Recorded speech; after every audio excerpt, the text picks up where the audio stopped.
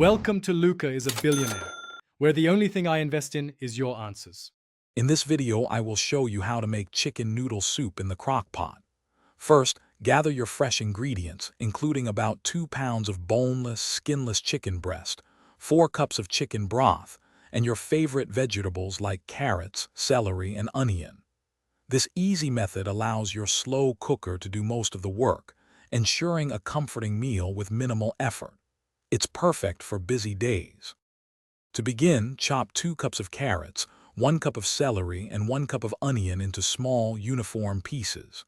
Place the raw chicken breasts directly into the bottom of your slow cooker.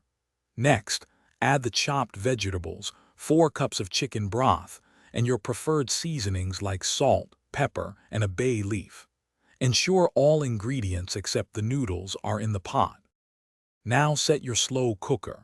You can cook the soup on a low setting for 6 to 8 hours or on a high setting for 3 to 4 hours until the chicken is thoroughly cooked and tender. Once done, remove the chicken and shred it using 2 forks, then return it to the pot. Finally, add about 2 cups of egg noodles during the last 30 minutes of cooking. Your delicious, homemade chicken noodle soup is now ready to enjoy. Ladle it into bowls and garnish with fresh parsley or dill if desired. It pairs wonderfully with a slice of crusty bread. This recipe is fantastic for feeding a crowd or for meal prepping throughout the week, offering warmth and comfort with every spoonful.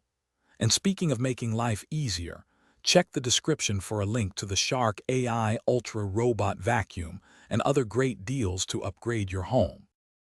Thanks for watching and please subscribe. It's the best investment you'll ever make.